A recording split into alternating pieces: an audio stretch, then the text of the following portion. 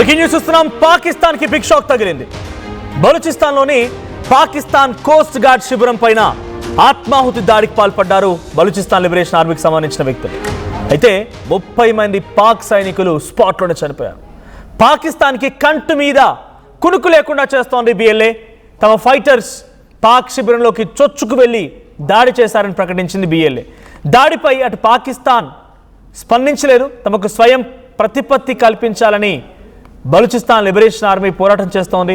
తమ ప్రాంతంలోని వనరులపైన తమకే నియంత్రణ ఉండాలనే దశాబ్దాలుగా బలూచిస్తాన్ చేస్తున్న పోరాటం.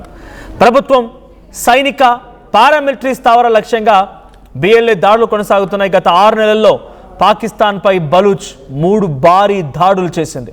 జనవరి 31న జరిగినటువంటి ఆపరేషన్ హెరోఫ్ 2.0లో 200 మందికి పైగా పాక్ జవాన్లు మరణించారు. మే 24న క్వెట్టా రైలు బాంబు దాడిలో 24 మంది సైనికులు మృతి చెందారు. So BLA Balochistan liberation army. Balochistan liberation అంటే స్వాతంత్ర్యం కోసం పోరాడుతున్నటువంటి ఓ ప్రాంతం. పాకిస్తాన్లో ఇది చిట్ట చివరిగా ఉంటుంది. ఎక్కువగా అత్యధికమైనటువంటి రా మెటీరియల్స్, ఖనిజాలు, ఆర్థిక వనరులకు సంబంధించినటువంటి క్రియేట్ చేయగల సామర్థ్యం ఉంది ఈ బలూచిస్తాన్కి. అయితే బలూచిస్తాన్ కొన్ని సంవత్సరాలుగా వేర్పాటువాదం, మాకు ప్రత్యేక దేశం కావాలి, మాకు స్వయం ప్రతిపత్తి కావాలని పోరాడుతోంది. ఆ స్వయం ప్రతిపత్తి కల్పించకుండా బలూచిస్తాన్ని పూర్తిగా అణిచివేసే ప్రయత్నం అటువైపు నుంచి జరుగుతోంది. మీరు ఎవరైనా దురంధర్ సినిమా చూసి ఉంటే, రీసెంట్గా వచ్చినటువంటి బ్లాక్ బస్టర్ హిట్ దురంధర్ కనుక చూసి ఉంటే బలూచిస్తాన్ అంటే ఏంటో అర్థమయ్యేది. పాకిస్తాన్కి బలూచిస్తాన్కి ఎంత వ్యత్యాసం ఉంటుందంటే, డెఫినెట్గా ఈ పాటని మాడచ్చో లేదో తెలియదు కానీ భారత్ పాకిస్తాన్ మధ్య ఎంత వ్యత్యాసం ఉందో అంత వ్యత్యాసం ఉంది. బలూచిస్తాన్ పాకిస్తాన్ రెండూ కూడా వేరు దేశంగా కావాలని బలూచిస్తాన్ పోరాడుతోంది. పాకిస్తాన్తో మేము ఉండం, వాడు మా దేశం అంటే మా ప్రాంతం మొత్తాన్ని దోచుకొని మాపై అనేక రకాల ఇబ్బందులు పెడుతున్నాడు. వాడి ఐడియాలజీ వేరు, మా ఐడియాలజీ వేరు, వాడు పాటించే పద్ధతి వేరు, మేము పాటించే పద్ధతి వేరు. ఇది బలూచిస్తాన్ వాళ్ళు అడుగుతున్నటువంటి మాట. బలూచిస్తాన్ లిబరేషన్ ఆర్మీ ఇప్పుడు ఏం చేసింది తెలుసా? గ్వాదర్ అనేటువంటి పోర్ట్, ఇది చాలా కీలకమైనది. ఆ గ్వాదర్ అనేటువంటి ఆ ప్రాంతంలో ఇప్పుడు ఆత్మాహుతి దాడికి పాల్పడింది.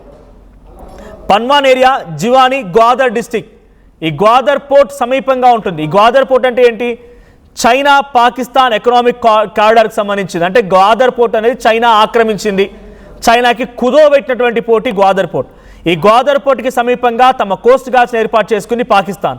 ఆ కోస్ట్ గార్డ్స్ క్యాంప్లోకి ఓ వెహికల్తో వెళ్ళి 30 మందిని హతమార్చారు. ఆత్మాహుతి దాడి అక్కడ జరిగింది. ఒకసారి ఆ విజువల్ చూద్దాం. నిన్న ఆత్మాహుతి దాడికి సంబంధించి ఎటువంటి సంఘటన జరిగింది, ఆ దృశ్యాలు చూద్దాం.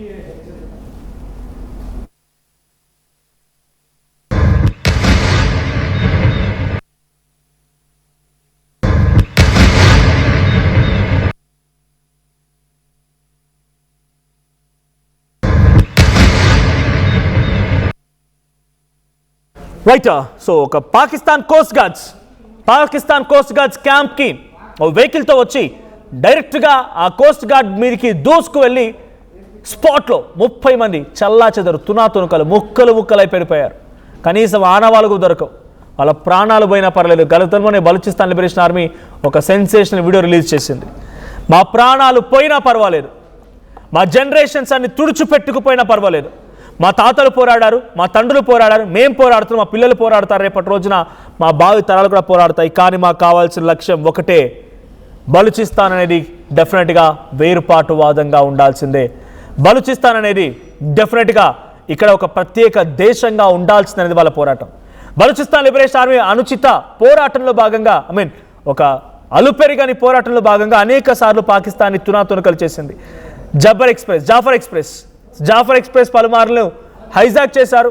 1-2 సార్లు బలూచిస్తాన్ లిబరేషన్ ఆర్మీ కూడా ఈ ట్రైన్ హైజాక్ పైన ఇబ్బంది పడింది. పట్టాలను తొలగించేశారు. అలా అనేక సందర్భాల్లో కూడా ఈ రకంగానే బలూచిస్తాన్ లిబరేషన్ ఆర్మీ పాకిస్తాన్కి కంటి మీద కునుకు లేకుండా చేస్తోంది. ఒకనొక సమయంలో ఆపరేషన్ సింధూర్ జరుగుతూ పాకిస్తాన్ని భారత్ ముచ్చముట్టలు పట్టించి పాకిస్తాన్ని అతలాకుతలం చేస్తున్న సమయంలో బలూచిస్తాన్ లిబరేషన్ ఆర్మీ అక్కడే ఒక వీడియో విడుదల చేస్తూ కొన్ని కీలక స్టేట్మెంట్ పాస్ చేసింది. చాలా చిన్న సహాయం భారత్ నుంచి మాకు కనుక దొరికితే మేము పాకిస్తాన్ని ముక్కలు చేస్తాం, షహబాజ్ షరీఫ్ని చంపేస్తాం, ఆసిమ్ మునీర్ గారిని అంతమొందిస్తాం. ఇది వాళ్ళు పాస్ చేసిన స్టేట్మెంట్. బిఎల్ఏ పాస్ చేసిన స్టేట్మెంట్స్ ఇవన్నీ కూడా చిన్న సహాయం. ఎందుకంటే వాళ్ళకి నేరుగా ఆర్మీ లేదు, వాళ్ళు నేరుగా ఆయుధాలు తయారు చేసుకోవడానికి వీలు లేదు. మన మాదిరిగా సైంటిస్టులు డిఆర్డిఓలు అక్కడ ఏవి కూడా లేవు. పాకిస్తాన్ ఆర్మీపై పోరాడాలంటే డెఫినెట్గా వాళ్ళకు ఒక ప్రత్యేకమైన టెక్నాలజీ కావాల్సిందే. ఏ టెక్నాలజీ లేకుండానే ఇంతటి స్థాయిలో పాకిస్తాన్కి చుక్కలు చూపిస్తున్న బలూచిస్తాన్ లిబరేషన్ ఆర్మీ. నిజానికి ఆ రోజు ఇరాన్లో అంతర్యుద్ధం జరుగుతూ ఉంటే అమెరికా అధ్యక్షుడు డొనాల్డ్ ట్రంప్ అంతర్యుద్ధానికి సహకరించినట్టుగానో, లేదు ఇజ్రాయెల్ అడ్డుగా పెట్టుకొని ఇరాన్ని టార్గెట్ చేసినట్టుగానో ఏ చిన్న ప్రయత్నం అమెరికా ఉపయోగించుకున్న తీరుని, అటువంటి తీరే కనుక భారత్ కనుక ఉపయోగించుకున్నట్టు ఈరోజు Pakistan is no more in world map. అటువంటి పరిస్థితి ఉండేది. మీరు వింటుంది నిజమే. ఖైబర్ పంక్తుంక్వాలో ఒకవైపు ఒక అలజడి, అటువైపు నుంచి ఆఫ్ఘనిస్తాన్స్ అటాక్ చేస్తున్నారు, బలూచిస్తాన్ నుంచి పాకిస్తాన్ ఆర్మీపై ఇంకో అటాక్.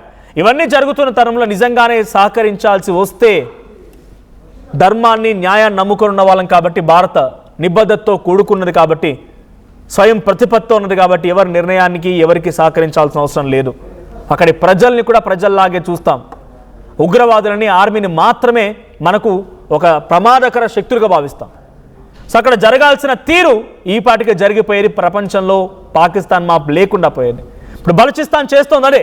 మాకు ప్రత్యేకంగా ఒక వేరుపాటువాదం, ఒక దేశం, స్వయం ప్రతిపత్తి కావాలనే ఆడ పోరాడుతున్నారు. ఓవైపు పీఓకేలో కూడా మాకు ఫుల్ గవర్నెన్స్ కావాలి, మీ పాలనలో మేము ఉండలేకపోతున్నాం, ఇబ్బంది పడుతున్నాం, అవసరమైతే భారత్లో కలుస్తాం కానీ పాకిస్తాన్లో ఉండలేకపోతున్నాం, ఇన్ఫ్లేషన్ కారణంగా, అన్ఎంప్లాయ్మెంట్ కారణంగా, టాక్సేషన్ ఒక్కసారిగా పెరిగిపోవడం కారణంగా. వీటన్నిటి నేపథ్యంలో పీఓకే కూడా ఆందోళన వ్యక్తం చేస్తోంది. పీఓకేలో కూడా JAAC joint Awami action committee రంగంలోకి దిగి చుక్కలు చూపిస్తోంది పాకిస్తాన్ ప్రభుత్వాలకి. ఇప్పుడు బలూచిస్తాన్లో చేస్తుంది అదే. కోస్ట్ గార్డ్స్ 30 మంది చనిపోయారు, అర్థం చేసుకోండి. అయితే ఇక్కడ 30 మంది చనిపోయారని చెప్పి దాన్ని బిఎల్ఏ క్లెయిమ్ చేస్తోంది. ఏం చెప్తోంది బిఎల్ఏ డైరెక్ట్గా?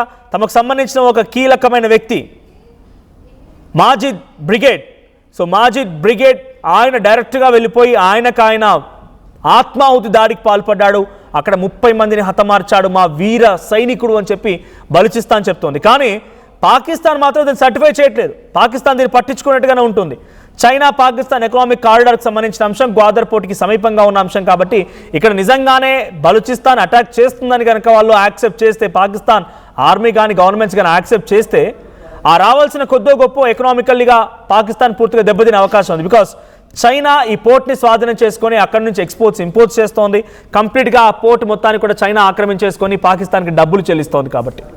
సో అదే కనుక ఇక్కడ అటాక్ చేసింది అని పాకిస్తాన్ ఒప్పేసుకుంటే కనీసం ప్రొటెక్షన్ చేయలేక చేతులు ఎత్తేసారన్న చందంగానే పాకిస్తాన్ నుంచి చైనా వెనక్కిపోకపోవచ్చు, బట్ ఒక ఇంటర్నేషనల్ ఇష్యూ అవుతుంది. ఇంటర్నేషనల్గా పాకిస్తాన్ పరువు పోద్ది కాబట్టి బలూచిస్తాన్ లిబరేషన్ ఆర్మీ ఈ అటాక్కి పాల్పడింది అన్నట్టుగా పాకిస్తాన్ ఒప్పుకోలేకపోతోంది. So Majid brigade he is a key person behind this attack. ఆయనే ఈ అటాక్ వెనుక కీలకమైన వ్యక్తి. ఆయనే స్వయంగా ఒక వాహనం నడిపిస్తూ వెళ్ళి ఆ కోస్ట్ గార్డ్ క్యాంప్ పైన అటాక్ చేసి ఆత్మాహుతి దాడికి పాల్పడ్డాడు. సో 3rd జూలై నిన్న జరిగింది ఈ సంఘటన. ఒక్కసారిగా షాక్ గురి చేసింది. అయితే ఆగస్టులో కూడా ఇదే మాదిరిగా ఇంకో ఆపరేషన్ జరిగింది, ఆపరేషన్ హిరాఫ్. ఇప్పుడు జరిగింది అదే ఈ 2.0 operation Herof, a coordinated offensive across dozens of location claiming over 100 security persons killed. 100 మంది చనిపోయారంట ఆగస్ట్ 2024లో. మేలో 2024లో కూడా ఇదే మాదిరిగా 39 మంది చనిపోయారు. మార్చ్ 2024లో కూడా ఇదే మాదిరిగా 25 మంది చనిపోయారు. 1 కాదు ఇప్పటికే 2 కాదు ఇప్పటికే సుమారుగా 100 మందికి పైగా ఆర్మీని ఒకే ఒక్క ఇటువంటి సిమిలర్ అటాక్స్తో హతమార్చింది. ఇక రోజుకి పదుల సంఖ్యలో ఒక వెహికల్ వెళ్తూ డైరెక్ట్గా వెహికల్ పైన అనేక సందర్భాల్లో మిసైళ్ళు, ల్యాండ్ మైన్స్ ఏర్పాటు చేసి కూడా పాకిస్తాన్ని చుక్కలు చూపించి బలూచిస్తాన్ లిబరేషన్ ఆర్మీ పే చేస్తోంది, వాళ్ళని కాల్ చేస్తోంది, కనీసం కంటి మీద కునుకు లేకుండా చేస్తోంది, ప్రశాంతంగా వాళ్ళని ఉండనివ్వలేకపోతోంది. సో అటువంటి సిచ్యువేషన్ ఇంకా కొనసాగుతోంది. బలూచిస్తాన్ లిబరేషన్ ఆర్మీ ఈ దాడుల సంఖ్య మరింత పెంచే అవకాశం ఉంది. ఇక ఈసారి సద్వినియోగం చేసుకొని అటు ఫైనాన్షియల్ క్రైసిస్ ఉంది, ఇన్ఫ్లేషన్ ఉంది, సింధు జలాలకు సంబంధించిన నీళ్లు వదిలిపోవడంతో పాకిస్తాన్లో పబ్లిక్ కూడా పాకిస్తాన్ గవర్నమెంట్స్ పైన, ఆర్మీ పైన రియాక్ట్ అవుతున్నారు, రెవల్యూషన్ స్టార్ట్ చేస్తున్నారు. This is the app time అని చెప్పి బలూచిస్తాన్ లిబరేషన్ ఆర్మీ భావించింది కాబట్టి అటాక్స్ ముమ్మరం చేస్తోంది. ఈ అటాక్స్ మరింతగా పెరిగే అవకాశం ఉంది. పాకిస్తాన్ మొత్తాన్ని కూడా ముచ్చమటలు పట్టించే అవకాశం బలూచిస్తాన్ లిబరేషన్ ఆర్మీ తమ చేతిలోకి తీసుకోబోతోంది. సో మీరేమనుకుంటున్నారు? బలూచిస్తాన్ లిబరేషన్ ఆర్మీ ఇంకా స్ట్రెంగ్తన్ అయిపోయి పాకిస్తాన్ని పూర్తిగా అంతమొందించాలనేటువంటి ఒక కోరిక, ఒక బలమైనటువంటి నమ్మకం, ఒక స్ట్రాంగ్ బిలీఫ్ మీకు కూడా ఉందా? మీరు నిజంగానే బలూచిస్తాన్ లిబరేషన్ ఆర్మీ ఈ పోరాటాన్ని, వాళ్ళు తీసుకున్నటువంటి వేర్పాటువాదాన్ని నమ్ముతున్నారా? మీ అభిప్రాయం ఏంటి? కామెంట్ చేయండి.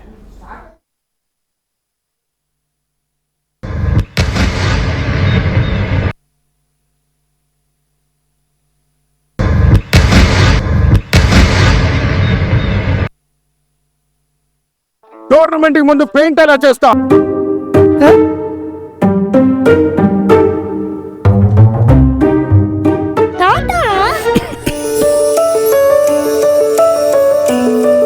జలుబు, తలనొప్పి, నడుము నొప్పి, మోకాళ్ళ నొప్పులు లాంటి లక్షణాల నుండి ఉపశమనానికి శాస్త్రిబా, trusted by millions since 1992. At KL Lake, you have the freedom to choose the subjects that fuel the engineering. UKL deemed to be university. I'm Dheeraj, a doctor, a photographer. I'm in fine. At Anurag University, be everyone you dream to be.